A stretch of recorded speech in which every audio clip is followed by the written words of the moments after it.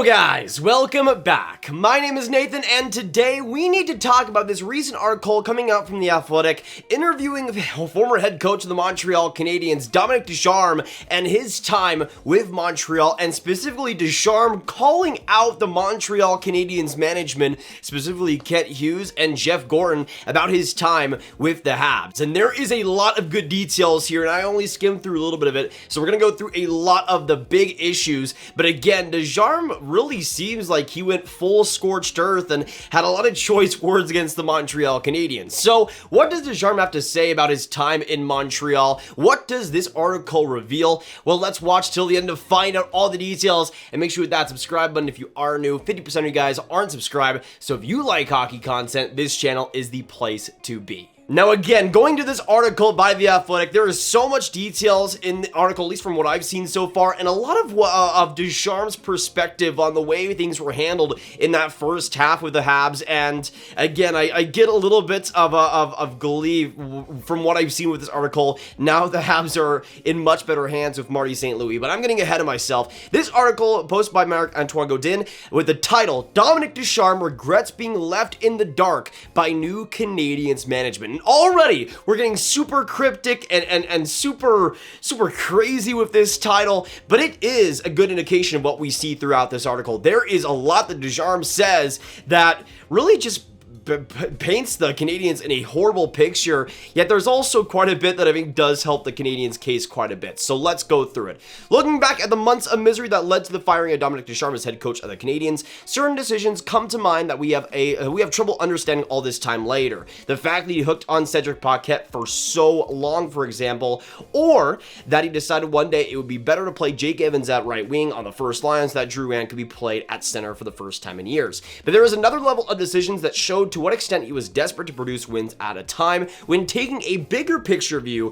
made more sense and required something different. On December 14th, 2021 in Pittsburgh, for example, the infamous night when Jeff Petrie openly questioned the Canadiens' lack of structure, Ducharme said after yet another loss that goaltender Jake Allen was playing too often. It's a strange comment coming from a head coach who has full control of which goalie plays on any given night, but Allen was the best goalie available, the one who gave the team the best chance to win, and Ducharme was sticking to the hope that Allen would help him pick up some points in the standings here and there. Indefensible perhaps, but we have a better understanding today of why the Canadiens' former coach decided to cling on to that hope. And again, going into the first one-on-one interview since being fired by the Canadiens last February, Ducharme said he never had a discussion with Jeff Gorton and Kent Hughes regarding how he should proceed in managing the season after a catastrophic start, which is true. The two new heads of the organization never sent that message, and Ducharme says he didn't feel he had the authority to decide on his own that winning games was no longer important. And that is really interesting. So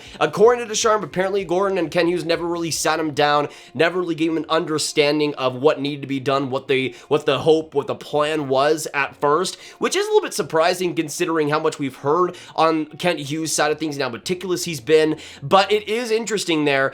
I do feel like he probably should have just asked them if he really wanted to know, but at the same time, that is interesting on Ducharme's side that he didn't get any heads up whatsoever. And then he said this, that's the side of that hurts, or that's most disappointing to me, is not having the chance to sit down with them to tell them how I see hockey. Ducharme said, if the plan was to lose the most games we could and to play the young players, I would have liked to have known because I would have a different approach with them. I was trying to squeeze as much as I could everywhere to try and get some results. I saw teams that had games canceled because of five of their players had COVID. We had 10 and another 8 who were injured, and we still played them. The fact Alex Belzeli was given more ice time than Cole Caufield in an NHL game is another way to look at how Ducharme navigated the waters. On the one hand, you have an AHL veteran who works extremely hard. On the other, you have an NHL rookie who looks completely disoriented.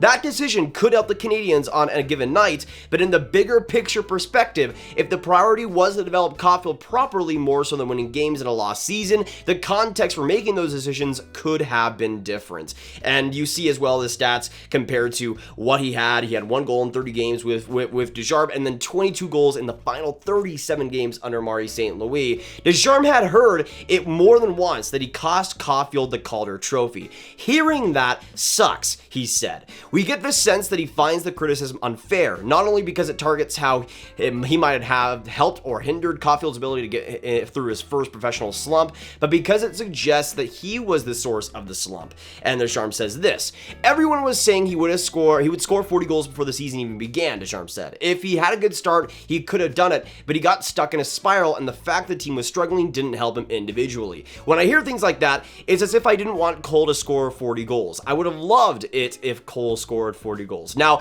I have a big problem with this, and this was the last part that I really went into before this video. I have a huge problem with this quote personally, because I feel like, yeah, but as a coach, you'd want every player to be scoring 40 goals, but you're only going to get a player in that position if you put him in the right position. And it feels really just light on Ducharme's side. I mean, I feel like he can admit that even he, or at least he should admit that even he was not putting Caufield in the positions to succeed with his play style and even where he was playing in the lineup. I mean, again, I was saying earlier, Alex played more than Cole Caufield. That is exactly what happened. Caufield was playing like 4 fly minutes at a point. It was absolutely unfair for the talent that Caufield had. And you see right after that, right after he got fired, Marty St. Louis having him on that first line, having him on that main power play, giving him a style that he can work with and giving him a lot more confidence. It's obvious that Ducharme didn't work well with Cole at long term, and considering the situations that he put Cole in, he was never going to get close to 40 goals. He was never going to have the success that he had under a much more open system. And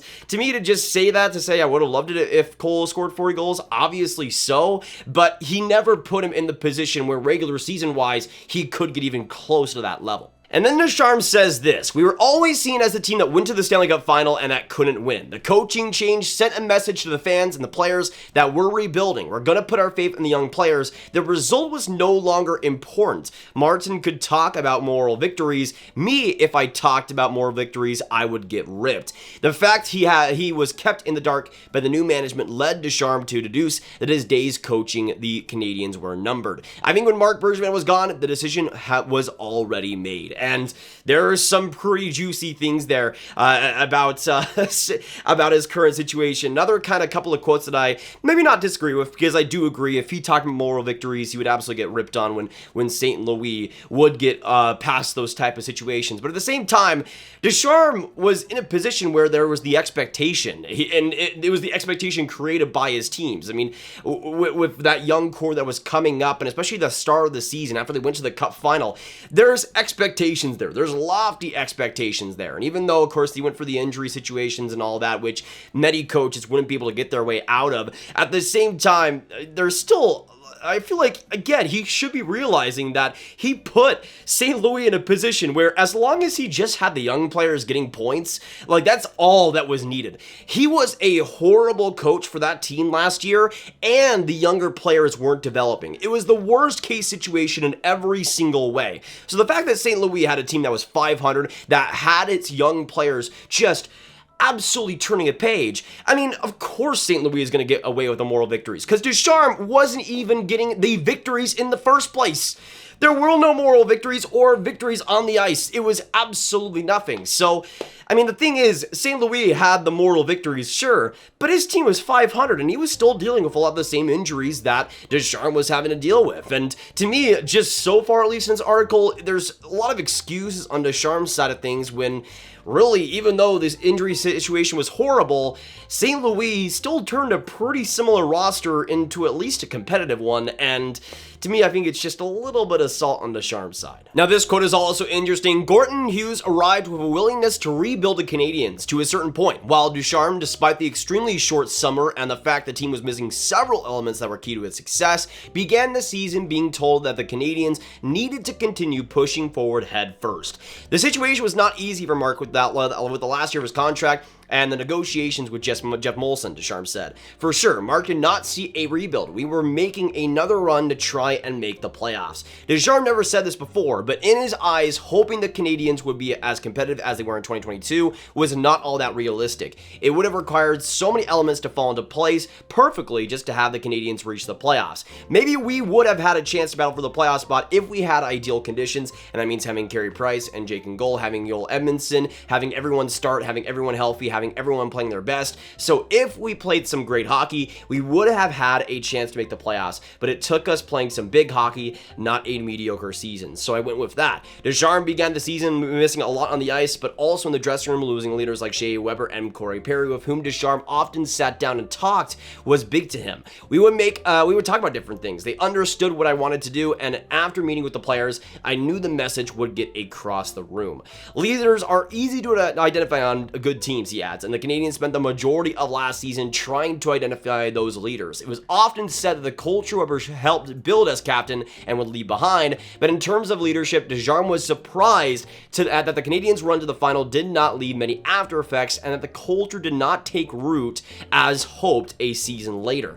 Over that run as a group, we thought we learned more. Okay, we were losing those guys, but I had confidence that others would take the baton. The Ben Sherratts and others, Ducharme said. At the same time, we had guys like Edmondson and Paul Byron who were missing. But after having gone through everything we went through, and after having seen everything it took to go far, I thought our group would have learned more than they did.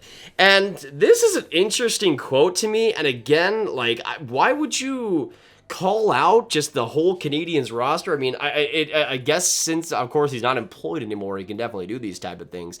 But to say that there were no leaders left behind, to say all these different things about the expectations with Caufield and everything, obviously he was asked stuff like this, but at the same time, it does kind of feel cheap, man, to throw that out there, that nobody else in the room could lead, which obviously is what we saw in the first half, but it's obvious that some leadership was taking place in that second half, and I don't know, this quote's kind of rough to me. I mean, if I was one of those players, if let's say I'm a player like Brendan Gallagher or something, and I see this type of quote, that there's no leaders in the room, I would get pretty pissed off, especially with what Ducharme is saying here. Now, he says a few things about how Edmondson has a presence in the dressing room. Nick Suzuki is a guy who loves challenge and makes a difference. Gallagher comes to work the same way every day when it comes to the captain conversation. Eventually, in the future, I think Suzuki will become captain, but will it be right away? It'll depend on if they think he's ready or not, which crazy revelation there. But it's interesting because these next couple of quotes kind of are along those same lines. When we presented him the idea that he was perhaps a bit too rigid when it came to his system, and that a bit more flexibility might be a lesson for him to retain from his first experience as an NHL head coach, Ducharme said he wouldn't change much of how he went about things. Looking back, there might have been some small adjustments I would have made, but not in a more enormous amount, he said. In the league, there are maybe 5 ways to play. You see the style of the Islanders under Barry Trotz, or Colorado, or Edmonton. It depends on your personnel, but we couldn't open the floodgates. There are maybe some things I would have done differently in the neutral zone, but I'll do it differently in my next challenge, or depending on the personnel I'll have. It seems obvious that Ducharme sees no fault in the system he ran or his communication skills while coaching the Canadiens. He took Petrie's criticism in Pittsburgh and said that settled that with him. And that, again, is interesting. It kind of just shows me, again, that he hasn't really learned much in his with his time in Montreal. I mean, I do see where he's coming from there, but it's obvious that there were some big problems with his system once it finally started to creep up. And although the injuries were a factor, it was just a collage of just all these bad decisions. And to me, you just saw the difference when things were allowed to be open, were allowed to be fun, and you saw that Canadiens team really just make a difference and be a lot more flexible. And it does surprise me, though, with just how wrong things went, that Ducharme hasn't really taken much from that situation, which, in my opinion, I mean, if I'm a team looking to hire him, that would be a pretty big disappointment. Now, this is interesting. Petrie, in particular, was not in a good headspace because of his family situation, Ducharme noted. From the start of training camp, Ducharme saw that his players were mentally drained and that they weren't in top physical condition because of the short summer. Petrie was the one that manifested both those things the most. Mentally, with everything that was happening around him, it was tough, Ducharme said. You can try to encourage a guy and tell him to have some fun, but when it's inside you, it's tough to let it go. St. Louis arrived behind the Canadiens bench, was praised for his communication skills, his innovative ideas, his excellent reputation around the league, and he immediately became the flavor of the month. They were saying the same things about me last year, Ducharme said. Things change fast in hockey, positively or negatively. I parked my car at the Bell Center before a trip to Ottawa and Winnipeg, and when I came back to get it, I was head coach of the Canadiens. 5 months later, we were in the Stanley Cup final, and 6 months after that, we went through a perfect storm. It changes fast. Ducharme holds no grudge against St. Louis, someone whose knowledge he respected enough to offer him the assistant job that eventually went to Trevor Lewitsky. We could not talk for a year or two, but it's like an old friend who wants you to see him again. It's like you saw him the day before, said Ducharme, who officially welcomed St. Louis to the University of Vermont campus when he arrived as a freshman. Last summer, St. Louis said he needed him 2 more years to help his youngest son reach a certain level of hockey. That situation changed, Ducharme said. It's not every day you get an offer like that, and I understand. So, looks like at least there's no at least a verbal,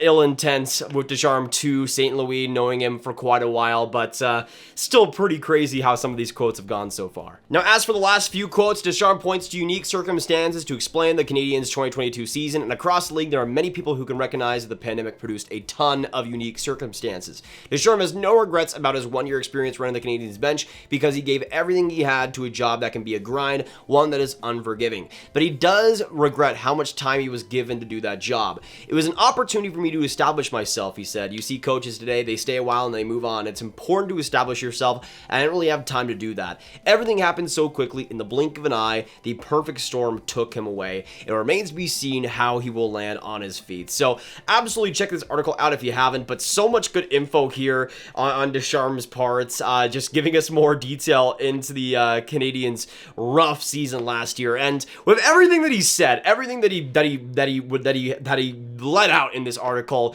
it's pretty easy to see why the Canadian season ended up the way that it was. It was just a horrible disaster, and Ducharme was just not equipped to be able to handle it and made it worse in so many different ways. And considering just how much of a difference Marty St. Louis made and what we've seen in this article, considering he's calling out some of the players on the roster, considering how he's calling out how his situation was handled by management, there is some sigh of relief, I guess, for even more people that St. Louis is the head coach in Montreal now. But I do still feel a little bit bad for Ducharme, how things went and how topsy-turvy it was. I do hope that he's able to land a job somewhere in hockey once again, but it's crazy to see how much things change, and now for the Canadiens, how much better things are under Marty St. Louis. But that will be it for today, guys. Thank you so much for tuning in. If you did enjoy, hit that like button, hit that subscribe button, hit that notification bell. Comment down below, what do you guys think of Ducharme's comments, and what do you think about him, of course, being fired by Montreal, St. Louis being here now, and everything